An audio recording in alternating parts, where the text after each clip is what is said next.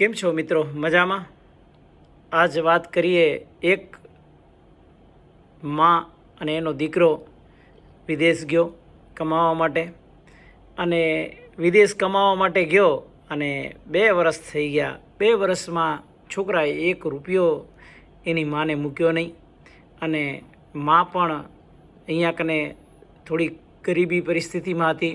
જેમ તેમ કરીને 2 વર્ષ કાઢી નાખ્યા.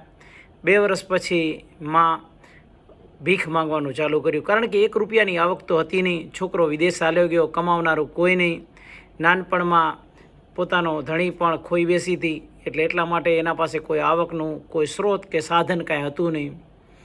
એ રોડ ઉપર એક જગ્યાએથી બીજી જગ્યાએ ભીખ માંગે, અને એમાં એક કોઈ માણસ એને મળ્યો અને એણે કીધું કે બેન, તમે આમ ભીખ માંગો છો, પણ તમારો છોકરો તો વિદેશ ગયો છે, તો એ શું તમને કાંઈ રૂપિયા નથી મૂકતો?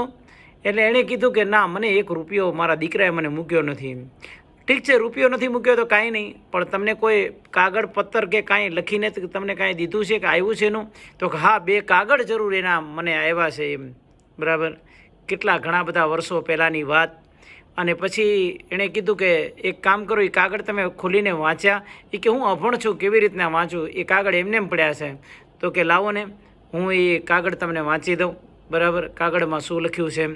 અને એ બેન પોતાના ઘરે આ ભાઈને લઈ ગઈ, અને ત્યાં જઈને એને કાગળ વાંચવા માટે કીધું.